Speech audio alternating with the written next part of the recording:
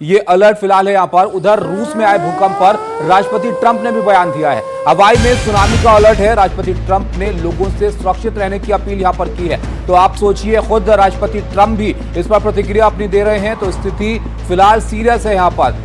चेतावनी इस बात की है कि सुनामी आ सकती है और ये एक बड़ा दायरा है। सिर्फ एक जापान की हम बात नहीं कर रहे हैं, किसी एक खास हिस्से की बात नहीं कर रहे हैं। अमेरिका तक इस बात का अलर्ट है कि वहां पर सुनामी आ सकती है। जापान में इस बात को लेकर अलर्ट है। रशिया में कुछ हिस्सों में इस बात की अंदेशा है कि वहां पर सुनामी देखने को मिल सकती है। और सबकी वजह रशिया में आया ये बहुत तेज तीव्रता का भूकंप है। 8.7 तीव्रता इसकी आंकी गई थी।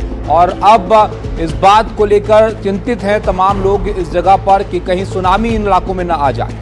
जी, और ट्रंप ने भी इस अलर्ट के चलते, सुनामी के अलर्ट के चलते लोगों से सुरक्षित रहने की अपील की है। साथ ही प्रशासन भी लगातार जो है सायरन्स बजाकर लोगों को अलर्ट कर रहा है। खास करके हवाई में, अलास्का में और कैलिफोर्निया में जो है हवाई में अलर्ट जो है जारी किया गया है। कहा जा रहा है कि सुनामी की वार्निंग है। जहां पर वो लोग मौजूद हैं तटीय इलाकों पर, वहां से दूर जाने के लिए वार्निंग जारी की गई है प्रशासन की ओर से।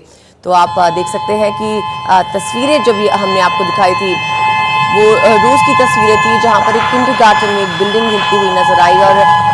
और ये तस्वीरें आप देख सकते हैं अमेरिका के हवाई की हैं, जहां पर भी अब सायरन सुनाई दे रहे हैं अदिति। और ये सड़कों पर मौजूद लोग, जिनके लिए अब तो प्रेसिडेंट ट्रंप ने भी यहाँ पर कह दिया कि आप सुरक्षित रहिए, सुरक्षित रहने की अपील इन लोगों से यहाँ पर की गई है। तो स्थिति फिलहाल चिंताजनक है। खतरा इस बात का है कि कहीं सुनामी ना आ जाए समंदर में। और भूकंप के तेज झटके जो रशिया में महसूस किए गए, उसका दायरा, उसका आफ्टर इफेक्ट्स, उसका असर बहुत दूर तक यहाँ पर महसूस किया जा सकता है। और इसका अब ये स्थिति आप देखिए अमेरिका की है, जहाँ पर हवाई बहुत मशहूर जगह है अमेरिका की। वहाँ पर अब सायरन बज रहे हैं और सायरन इस बात के हैं कि यहाँ पर सुनामी आ सकती है। सुनामी कितनी भीषण हो सकती है, कितनी ऊंची लहरें उठ सकती हैं, ये यहाँ पर देखना होगा। लेकिन वहाँ रह रहे लोगों के लिए, जो खास तौर पर उस क्षेत्र में समुद्री तट के नज़दीक शहर हैं या जो आइलैंड्स हैं, वहाँ पर स्थिति चिंताजनक हो सकती है, क्योंकि ऊंची लहरें समंदर में उठ सकती हैं। हमारे साथ विशाल, हमारे सहयोगी जुड़ रहे हैं, लगातार बने हुए हैं। विशाल, सायरन बजने लग गए हैं हवाई में। अब कोई इस बात को लेकर अलर्ट है कितनी ऊंची लहरें हो सकती हैं? क्या कोई वक्त यहाँ पर बता रहा है वहाँ पर मौसम विभाग या जो सरकारें हैं कि कब ये सुनामी जो है वो एक्सपेक्टेड है? जी हाँ, अलग अलग रीजन्स में अलग अलग टाइमिंग्स बताए गए हैं।